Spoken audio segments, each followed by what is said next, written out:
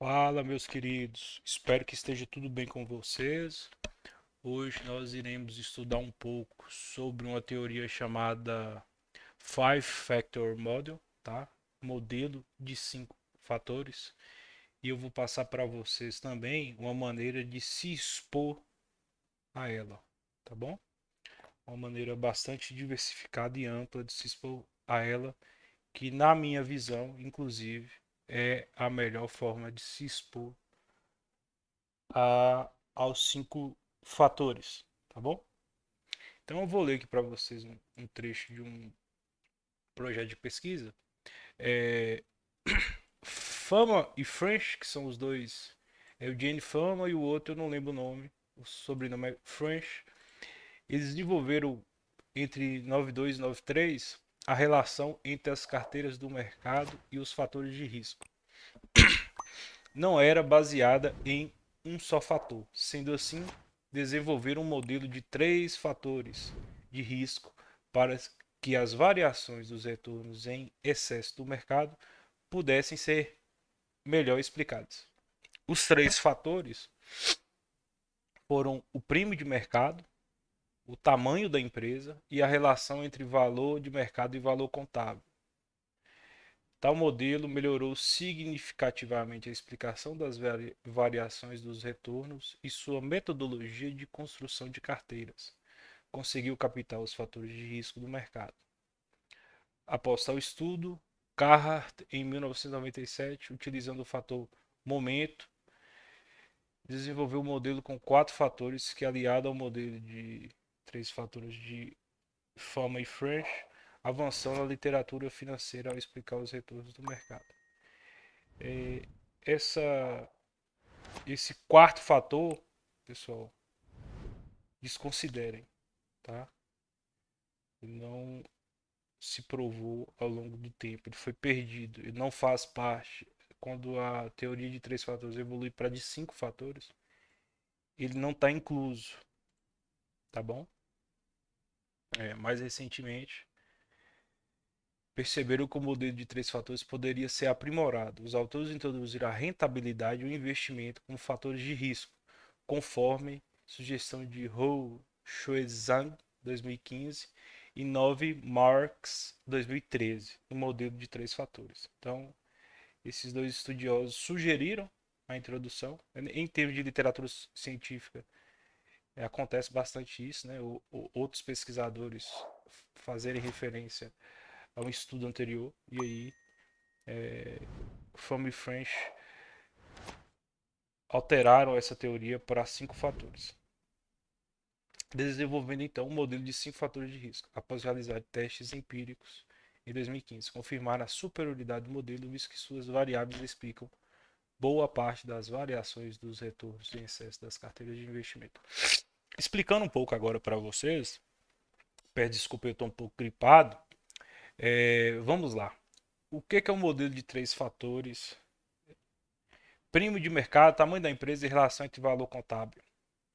Entre valor de mercado e valor contábil. Então, basicamente, ele correlaciona o tamanho da empresa, se ela é small, mid ou large cap. Tá?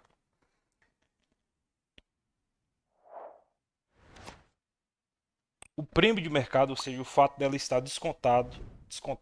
Então, são small, mid, large cap de valor. Tá? E o mercado, valor contábil. Que na prática também refere-se tanto à questão valor quanto à questão tamanho. Então, percebeu-se que empresas do tipo valor, principalmente as small caps, tiveram ótima performance com o passar do tempo. Tá bom? Adiante, em 2015, dois novos fatores são adicionados, que é a capacidade de investimento de forma conservadora, ou seja, aquela empresa que não se endivida muito, tá? Que tem uma estratégia mais conservadora e gradual de crescimento, e empresas que têm um alto retorno de lucratividade, ou seja, empresas com boas margens.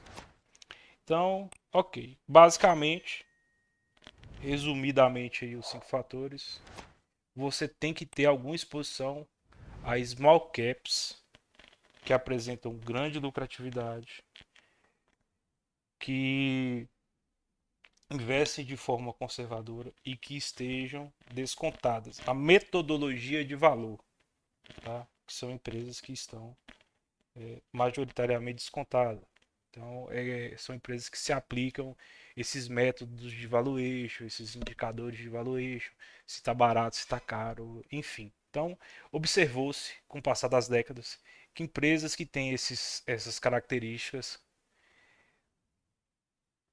aliás, observou-se com o passar das décadas que a maioria das empresas que tinham excelente performance e que inclusive batiam o mercado detinham essas características, ok? Então, qual é a melhor forma de se expor a esse setor de investimentos de small caps de valor com investimentos conservadores e alta margem de lucro?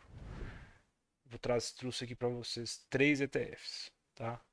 Uma carteira que se exponha a esse fator deveria ter a exposição a esses 3 ETFs. Lembrando que ETF é uma excelente ferramenta de exposição, porque ele dilui bastante o seu, o seu aporte, né? Você vai comprar centenas de empresas de uma vez. Então você está exposto a essa probabilidade favorável dos cinco fatores, tá? Então o primeiro ETF que eu trouxe para vocês é o IJS, tá bom? Ele tem aí uma taxa de administração de 0,25%, tem quase 7 bi de dólares em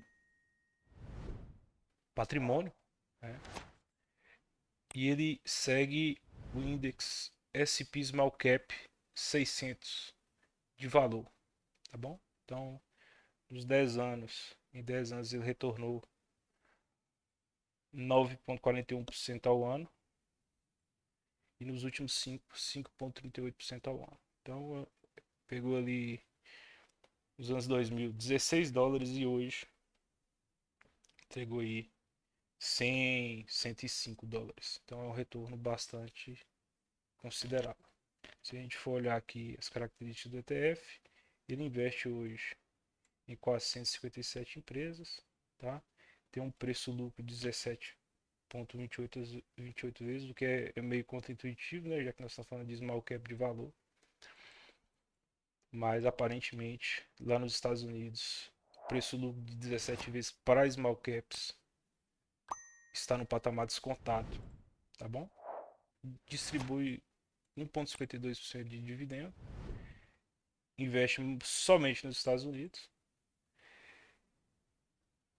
tem uma relativa concentração, uma considerável concentração na área de financeiro. Lembrando que os Estados Unidos é diferente do Brasil, os Estados Unidos tem centenas de bancos, tá? Então, é isso. Não tem muito o que ser dito aqui. Excluindo a questão da exposição financeira, nos outros setores, ele apresenta uma diversificação, tá bom? Então, beleza. Vamos para o segundo ETF, que é o VTV. O VTV tem uma taxa de 0,04%, segue index, o índice CRSP US Large Cap Value Invest. É, embora observou-se que o fator valor trouxe bastante retorno e que as small caps trouxeram retornos bastante significativos. Porém, as mid caps e as large caps de valor também trouxeram bons retornos. Então, não faz sentido você não se expor também a elas, tá? De 2004 para cá, retornou aí quase 3 vezes o capital, tá? Quase transformou aí 49, 50 dólares em 150. Um retorno aí dos últimos 10 anos de 10,70% ao ano em dólar, tá? Analisando aqui já mais a fundo o ETF, tem um preço-lucro aí inferior ao, ao ETF anterior Small Cap de 15,48 vezes, né? Que tem um 15,48 de preço-lucro. Remunera acionista com 2,58% em dividendos e detém hoje participação em 345 empresas. Investe majoritariamente nos Estados Unidos com 99,93%. Novamente a gente vê aí uma concentração na questão do mercado financeiro e nas tecnologias de saúde, health. Ah, tem participação. Engraçado que eu nem dei uma olhada aqui, não. Até porque também não são muito conhecidas essas empresas, mas nesse caso aqui que é um ETF que compra ações mais empresas maiores, a gente conhece algumas, como a Berkshire Hathaway, que é a sua maior posição, a ExxonMobil, JP Morgan, Johnson Johnson, Procter Gamble, Chevron, entre outras. Então, é realmente o ETF que compra majoritariamente empresas grandes, tá bom? E com um muito baixa taxa de administração. E retornou, sim, 3 vezes aí o seu valor em, em que, quase 15 anos ali, 17 anos. Nós temos também o ETF VBR, tá? Ele tem uma taxa de administração de 0,07%. Também segue um índice de small cap de valor. Tem uma capitalização aí de quase 25 bi de dólares. Então é um ETF bem famoso. De 2004 para cá, ele retornou e transformou 51 dólares em 155 dólares. Um pico aí de 183 dólares. Então teve um retorno interessante. Os últimos 10 anos performou em 8,98% em dólar, que é um retorno muito bom. Tem um índice preço-lucro na casa de 13,02, duas vezes. Distribui 2,24 em dividendos. E detém aí, ele é bem mais amplo do que os anteriores. Ele detém quase 860 participações. Tá? Investe majoritariamente nos Estados Unidos. Tem novamente a questão da concentração no setor financeiro, porém as outras participações estão bastante diluídas, tá? Não faz muito sentido olhar as posições das empresas, até porque a maior exposição é 1,15% e são empresas pequenas, então nós não conhecemos a maioria delas, senão a totalidade. Bom, pessoal, é isso. Está exposto ao Five Factor Model, né? Comprovadamente, cientificamente, mostrou que trouxe um maior retorno. Então eu acho que faz sentido sim você ter uma carteira bastante principalmente de ETFs com uma pequena participação, aliás, uma pequena não, uma participação relevante nesses ETFs de small cap de valor. Eu acho que uma carteira ali, por exemplo, onde você tenha 55% SP500 e 15% em cada ETF deles, para mais, ou seja, é, o mínimo é 55% SP500 e o restante dividido em iguais partes entre esses ETFs. Aí se você quiser ter maior exposição ao SP500 não tem problema, ter por exemplo 70-30 e em cada um desses ETFs ter 10%.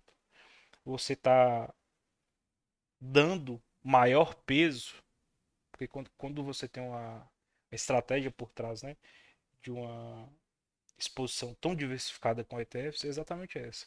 Quando você compra SP500 e pega uma parcela do seu capital e compra esses ETFs de small cap, você está sobrepondo as duas carteiras e está dando maior peso para as small caps, entendeu? Então, no geral, você tende a ter um excelente retorno, tá? E é uma estratégia bastante eficiente para uma carteira de ETFs.